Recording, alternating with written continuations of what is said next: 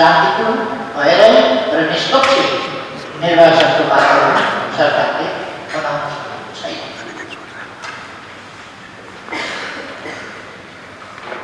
अहिले पनि बनाउन सकेका छैन। निर्वाचनको मूल मर्म भनेको निर्भय वातावरण हो।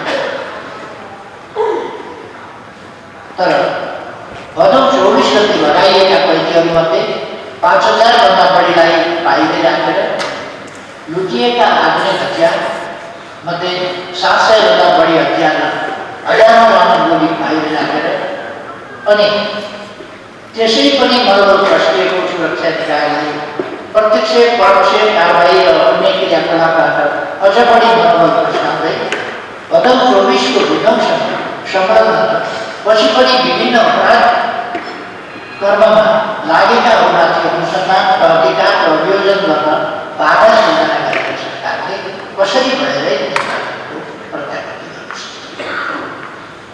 त्यसकारण हाम्रो भनाइ हो अहिले पनि निर्वाचनको वातावरण बनेको छैन।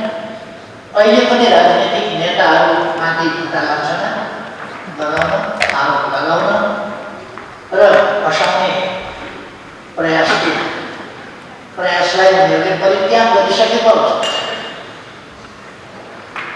यस्ता अनेक पक्ष छ जसले गर्दा निर्वाचनको वातावरण बनेको छ।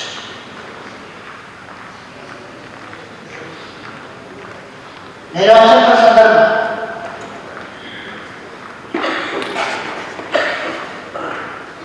हामीले सार्वजनिक रूपमा पनि कुराहरू व्यक्त गरेका छौँ र सरकारका प्रतिनिधिहरूसँगको बातचितमा पनि हामीले यी कुराहरू उठाइरहेका छौँ विभिन्न बखतमा विभिन्न चरण।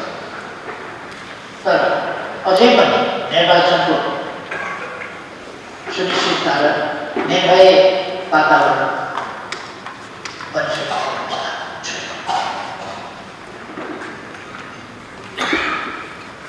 र पार्टी के कुरामा स्पष्ट छ भने ढिलो चाँडो मुलुक निर्वाचनमा त जानै पर्छ।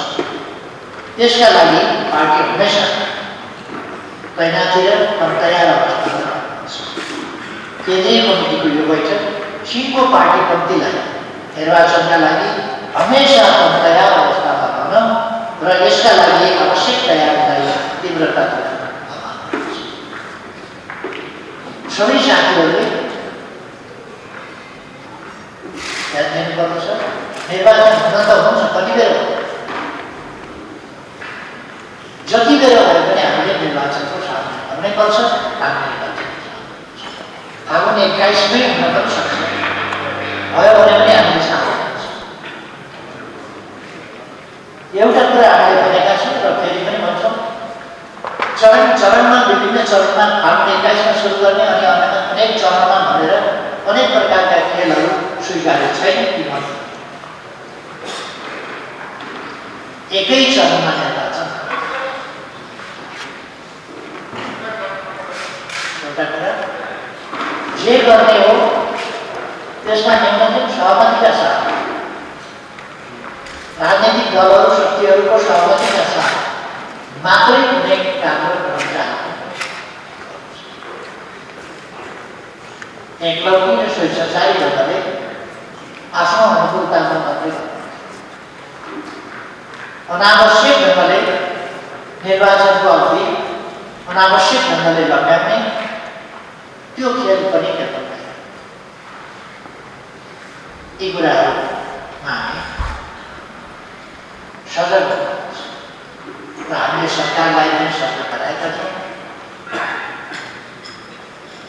तर जति बेर भए पनि निर्वाचनका लागि हामी तयारी अवस्थामा रहेका छौँ र रहनु पर्दछ र त्यसअनुसार तयार हामी जति बेर पनि आन्दोलनका लागि तयार हुनुपर्छ, जति बेर पनि निर्वाचनका लागि